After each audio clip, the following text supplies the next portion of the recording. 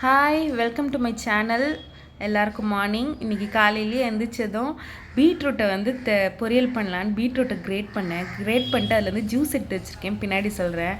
Beetroot பொரியல் பண்ணிவிட்டு அதுக்கப்புறம் வந்து என் பையன் டிஃபன் எதுவும் வேணாம், சாண்ட்விட்சே பண்ணி கொடுத்துருன்னா. சீஸ் இல்லை, பட்டர் இல்லை, ஆனாலும் சாண்ட்விச் பண்ணியிருக்கேன்.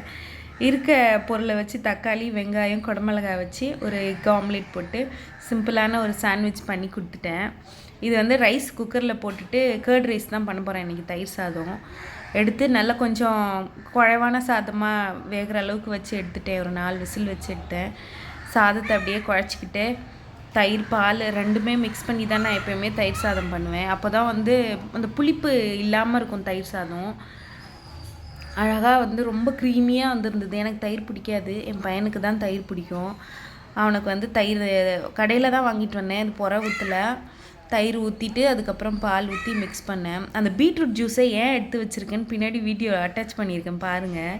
ஒரு புது விதமான எனக்கு தெரிஞ்சது வச்சு நான் ஒன்று பண்ண போகிறேன் பாருங்கள். பால் ஊற்றிட்டேன். பால் ஊற்றி தயிரை வந்து நல்லா வந்து குழைவாக அவனுக்கு வச்சு கொடுத்தா தான் அவனுக்கு ரொம்ப பிடிக்கும்.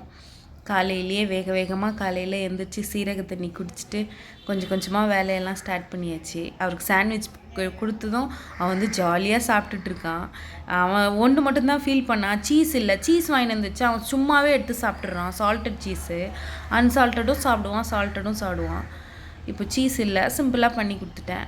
நெக்ஸ்ட்டு வந்து தயிர் சாதம் தாளிக்க போகிறேன். அதுக்கு வந்து குட்டி இஞ்சி துண்டு, ஒரு குட்டி பச்சை மிளகா, கருவேப்பிலை, இஞ்சி போட்டு தயிர் சாதம் பண்ணி கொடுத்தா நல்ல ஸ்மெல்லு சூப்பராக இருக்குங்க. டெம்டிங்காக இருக்கும் சாப்பிடவே.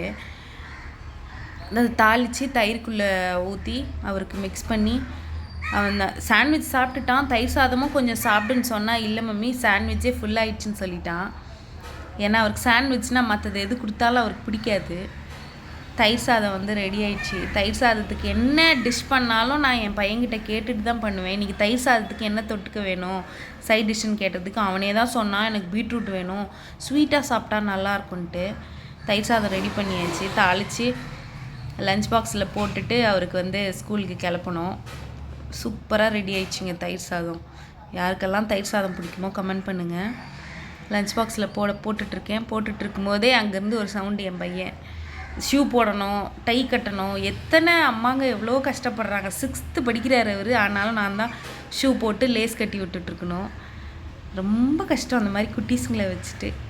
பீட்ரூட் பொரியல் பண்ணி முடிச்சாச்சு. பீட்ரூட்டை வந்து லஞ்ச் பாக்ஸில் போட்டு முடிச்சுட்டு காலையிலேயே சீக்கிரமாக ஸ்கூலில் எடுத்து போய் விட்டுட்டு நான் வந்து பீட்ரூட் ஜூஸை வச்சு ஒன்று பண்ண போகிறேன்னு சொன்னேன் இல்லையா, அதாங்க. பீட்ரூட் ஜூஸில் கடலை மாவு 2 ஸ்பூன் போட்டு நல்லா மிக்ஸ் பண்ணேன். நல்லா வந்து பேஸ்ட் மாதிரி வர்ற அளவுக்கு நல்லா கட்டி இல்லாமல் லம்ஸ் இல்லாமல் மிக்ஸ் பண்ணிவிட்டு அதில் ஒரு மேஜிக், என்னங்க மேஜிக் பீட்ரூட்டில் பாருங்கள், எவ்வளோ சூப்பராக இருக்குது பாருங்கள். நம்ம பார்லர்லாம் போனால் கிடைக்கும்ல அந்த மாதிரி. காலையில் குளிக்கிறதுக்கு முன்னாடியே வந்து சரி ஒரு 9:30 போல் அழகாக பீட்ரூட் ஃபேஷியல் சூப்பராக வந்திருக்கு. க்ரீமியாக பார்க்கும்போதே அழகாக இருக்குது. பீட்ரூட்டு க்ரீமி போட்டுட்டு ஒரு 10 மினிட்ஸ்க்கு அப்புறம் போய் குளிச்சுட்டு வந்து பாருங்கள். ரொம்ப நல்லாயிருக்கு இதோட ரிசல்ட்டு. நான் இது வந்து ஒரு 3rd டைம் போட்டுட்ருக்கேன். நல்லா வந்து ஒரு மாதிரி பிளாக் ஹெட்ஸ் இருக்கும், அதெல்லாம் நல்லா க்ளீனாக எடுக்குது. அவ்வளோதான். போய் ஃப்ரெஷ்ஷப் ஆகிட்டு வந்தாச்சு. ஃப்ரெஷ்ஷப் ஆகிட்டு நல்லாவே ஷைனிங் தெரியுது ஃபேஸில். கலர் டக்குன்னு கொடுக்குதான்னு கேட்டால் அது வந்து அப்புறம் தான் தெரியும், போட தான். ஆனால் நல்ல ஷைனிங்காக ஆகிடுச்சு ஃபேஸ். இந்த பிளாக் ஹெட்ஸ் ஒயிட் ஹெட்ஸ்லாம் இல்லை, க்ளீனாக ஆகிடுச்சு ஸ்கின்னே. குளித்து முடிச்சுட்டு காலையில் எனக்கான பிரேக்ஃபாஸ்ட் வந்து நான் தயிர் சாதம் பண்ணதுனால எனக்கு எதுவும் சாப்பிட்ற மாதிரி இல்லை. அதனால 2 ப்ரெட் இருந்தது, ஆம்லெட் போட்டு என்னோடய காலை உணவு முடிச்சாச்சு. முடிச்சுட்டு துணியெல்லாம் போட்டிருந்தேன் வாஷிங் மிஷினில், அதை எடுத்துகிட்டு போய் மேலே காய வைக்க மேலே போயாச்சு. காலையில் மாடிக்கு போனதுமே எங்கள் வீட்டு பக்கத்துலேயே ஒரு மரம் இருக்குது. என்ன சவுண்டு அப்பா! இது என்னோடய குட்டி மாடி தோட்டம். குட்டி பூச்செடி ஒரு இடத்துலேருந்து எடுத்துகிட்டு வந்தேன், அதை வச்சுருந்தேன், காட்டில் இருந்தது. அதுக்கப்புறம் இந்த அரச மரம் பார்த்திங்கன்னா எனக்கு அதுவாக தானாக முளைச்சி வந்தது. எனக்கு அதை பிடுங்கி போட மனசே இல்லை. அதை அப்படியே வளர விட்டுட்டேன். இவ்வளோ பெருசாக இருக்குன்னு பாருங்களேன். பக்கத்துலேயே மருதாணி செடி. இன்னொன்று நான் வந்து ஃப்ரீயாக நான் வளர்க்குற மரம், என்னோடய ஃப்ரெண்டுன்னு கூட சொல்லலாம், முருங்கை மரம் தாங்க. பக்கத்து வீட்டு மரம். அது வந்து நான் தான் கயிறு போட்டு கட்டி இவ்வளோ காற்று மழைக்கும் ஒன்றும் ஆகக்கூடாதுன்னு வச்சுருக்கேன். நாளைக்கு ஒரு வீடியோவோட பார்க்கலாம்.